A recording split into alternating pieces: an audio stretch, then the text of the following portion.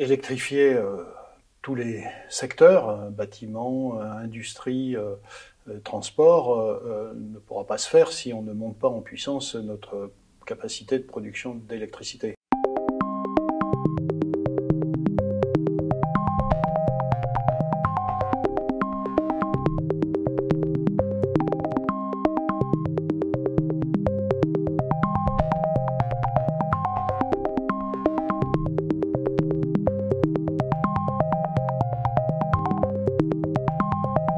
Le secteur du transport est le plus émetteur de CO2 en France, c'est vrai aussi en Europe. C'est presque un tiers de nos émissions qui vient du transport. Au fond, un véhicule électrique en France, ça émet à peu près un tiers des émissions de véhicules diesel, par exemple.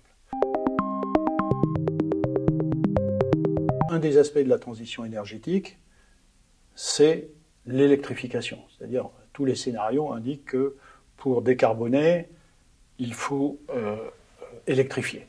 Donc, on l'a dit pour les transports, mais je l'ai aussi dit pour le bâtiment, pour l'industrie, etc. Un pays comme la France est déjà très électrique. Il y a 25% de notre énergie qui est électrique. Donc, on l'utilise déjà massivement pour tout un tas de choses.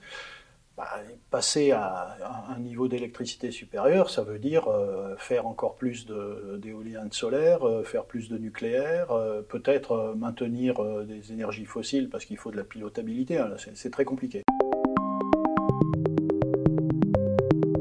L'hydrogène, on en a parlé pour le transport, je crois que ça sera très limité dans le cadre du transport. Aujourd'hui, la voiture électrique à batterie est en train de gagner la compétition, me semble-t-il. Il y en aura peut-être un peu sur le transport lourd, les gros bus, les gros bateaux, etc.